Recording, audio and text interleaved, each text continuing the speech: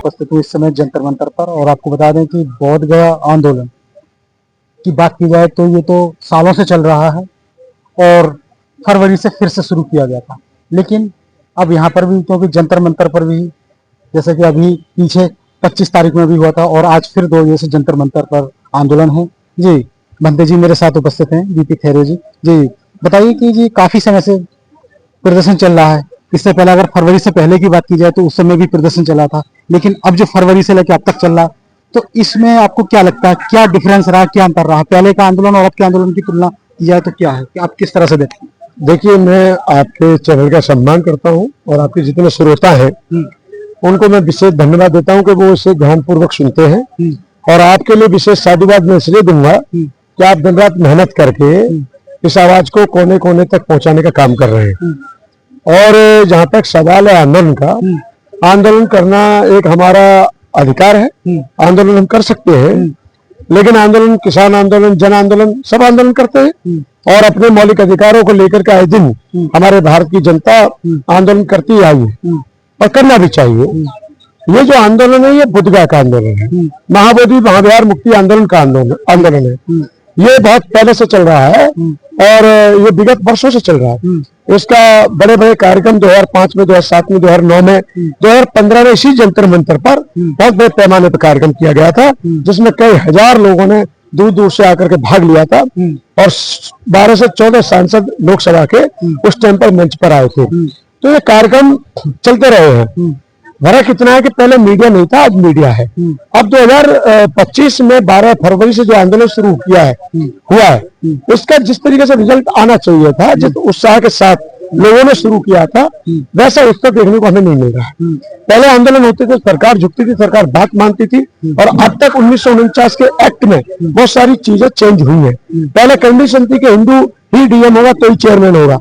आज ये कंडीशन हट गई है और आज ये है कि डीएम कोई भी हो वो चेयरमैन होगा, बुद्धिस्ट सेक्रेटरी होगा, बहुत सारी चीजें। आज प्रॉब्लम इस बात की आ रही है, मैंने पहले ही दिन जब मैं दिल्ली बोध गया में था, बोध गया में जमीन खरीदी है, उस चक्कर में हमें वहां रहना पड़ा काफी दिन। तो जब आंदोलन पे कुछ बातें चल रही थी तो एक बार मेरा वीडियो वायरल हुआ। मैंने ये कहा था कि जब तक आपका आंदोलन नीति नियम अनुसार नेक नियत अच्छी रख करके चलाओगे, लंबे समय तक चलेगा और लंबे समय तक टिकेगा और लोग साथ देंगे, भारत साथ खड़ा होगा, भारत के बौद्ध साथ देंगे, विदेशी बौद्ध साथ देंगे। परंतु क्या हुआ, जैसे ही इनमें मनमुटाव हुआ तो वैसे ही इनमें आपस में बात बढ़ती चली। जी देखिएगा, मैं आपको इंटरप्ट कर रहा हूँ कि आपने कहा कि जैसे ही मनमुटाव हुआ।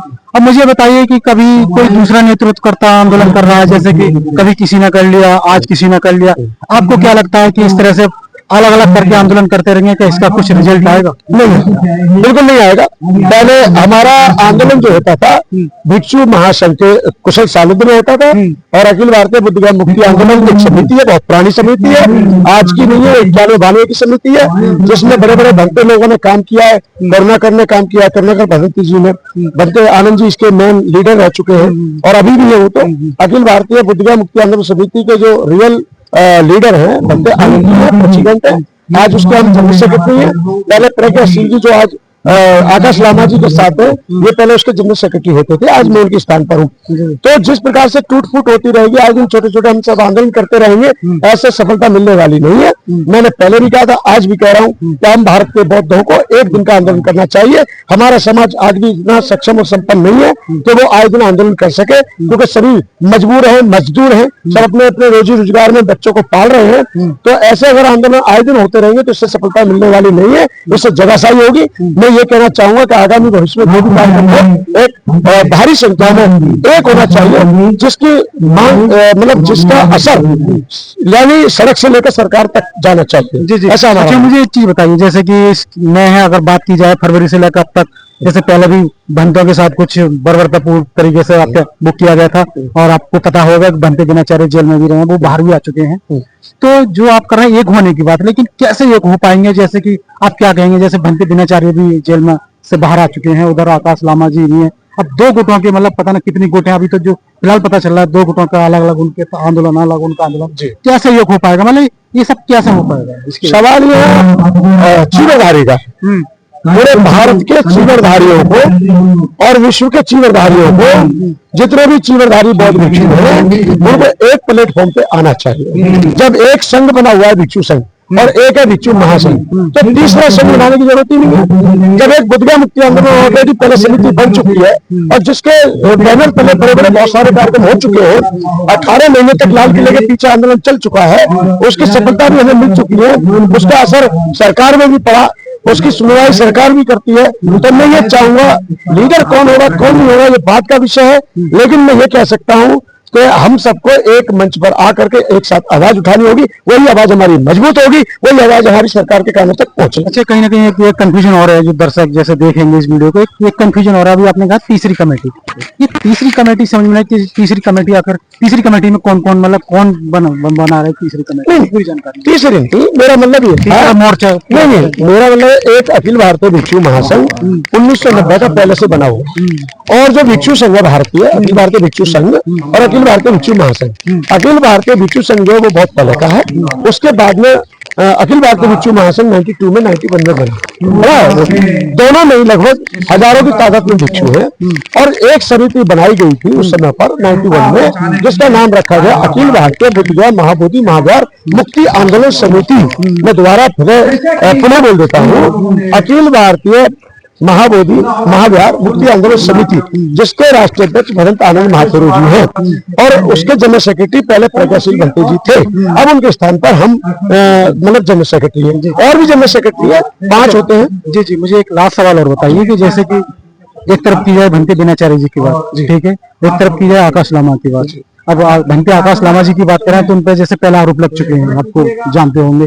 इधर एक तरफ तो जो उपासक हैं, बुद्ध के अनुयायी हैं, वो किस तरह से विश्वास करेंगे कि किस दिशा में आंदोलन सही चल रहा है या किसका आंदोलन सही चल रहा है? लोगों में कहीं ना कहीं कंफ्यूजन है, भ्रमित है, ये भ्रम कैसे दूर होगा, किस पे विश्वास किया जाए? इसमें 2012 यानी 25 में 12 में से लेकर आज तक हमारा धन बर्बाद हुआ, हमारा टाइम बर्बाद हुआ, हमारा सब कुछ लगभग बर्बाद हुआ है, और हमारा समाज कहीं ना कहीं आज ठगा हुआ महसूस कर रहा है। अगर ये लोग एक होते तो इस प्रकार की बातें नहीं आती, भ्रांति नहीं फैलती। उसमें मैं ये नहीं कहूंगा, पहली बात तो जो लामा जी हैं, आकाश लामा जी, वो मॉन्क नहीं है। मैं आपको स्पष्ट कर दूं, लामा एक सरनेम है, लामा सरनेम है। जैसे लद्दाख में जाएंगे तो लामा सबके नाम के आगे मिलेगा, और जो चीवरधारी होंगे तो वो लामा अलग है, वो मॉन्क है, लेकिन वो मॉन्क नहीं है, वो लामा एक उपासक है।